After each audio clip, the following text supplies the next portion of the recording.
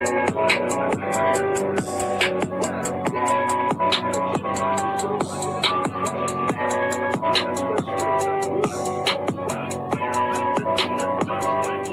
Push the goddamn button.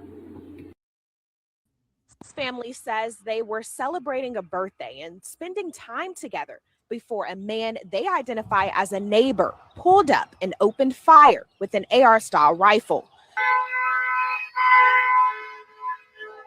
Witnesses say the family was gathered outside for a reunion Sunday night when a car drove by. A white man who witnesses say was Jeffrey Tyler Kinzer was inside the car yelling racial slurs at the group. And he's talking junk and he started yelling the N-word. He kept going, so we let him go.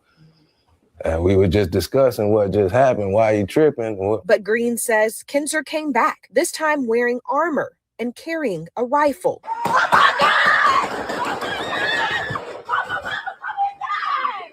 And then that's when everybody started running. He got a gun. All the kids, they were making sure the kids get in the house.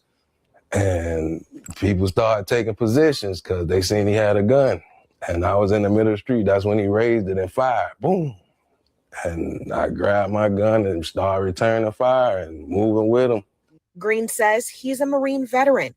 He says he was willing to defend his family, including children and older adults who were present. It was so hurtful. I cried all night. I'm laying outside on the ground through a shootout under a car with my other auntie, my other sister, who is 77, and I'm 62. The investigation is ongoing. Officials say more charges are expected to come. This family says they are just grateful to be alive. God bless them. God bless this man, for standing there in the midst of fire to defend his loved ones. The level of ignorance that is being unveiled is just unquenchable. It's not something that you can really put into words.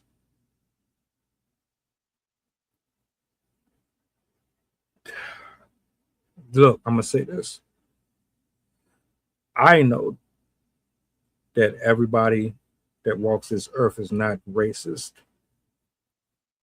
But you know that a lot of you are. You're friends with them. When you know damn well you shouldn't be. And if you are, you're guilty by association. Imagine this outcome being different. Nothing but white sheets. The air thick with smoke. The trees drenched in human sacrifice. Concrete taking in gulps of blood.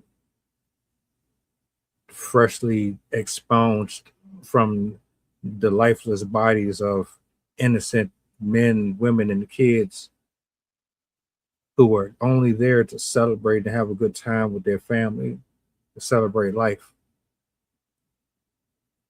only to be met with force nowhere near in comparison equal, all because this gentleman follows a ideology that's been perpetuated for generation after generation, ultimately causing the downfall of many. Imagine that outcome. And then trying to figure out why would something like this happen? What would prompt somebody to feel entitled to take these type of matters in their own hand and then have absolutely no remorse for it? Because there's none. There is no excuse. And y'all can ignore it, or you can address them and hold them accountable. Unfortunately, a lot of you won't. Every time we try to move forward, Ignorance makes us take steps backwards every opportunity.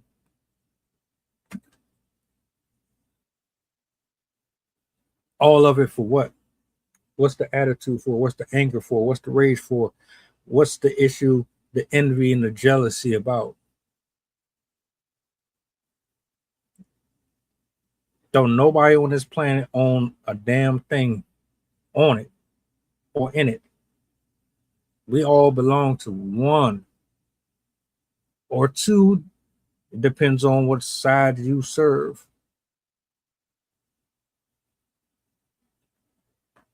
You individuals with your convoluted perception of what control and power and freedom looks like is completely distorted. I wish in a perfect world that every single one of you that has this innate hatred and disdain in your heart would come to Jesus Christ, that would actually have a real relationship with him. The level of rage and debauchery, I can't measure it. I'm glad nobody was hurt here. I fear that this is going to continue to happen. However, in the silver lining, we have a man and we have a family who stuck together. We have people who stood in the gap to ensure that everybody was safe. An AR-15, nobody gets hit. That is nobody but the grace of God keeping all of them. I hope they throw the book at them. In a perfect world, they will. In a perfect judicial system, they will. I'm not sure how that's going to turn out, but I wish them the best. I hope justice is served to that neighborhood, to that community. I think y'all need to have a conversation, because clearly he's not the only one that lives in that area that feels that way. But he's the one who had the cojones to risk his freedom for it. Now something has to be done. This right here is too much. I'm tired of seeing it.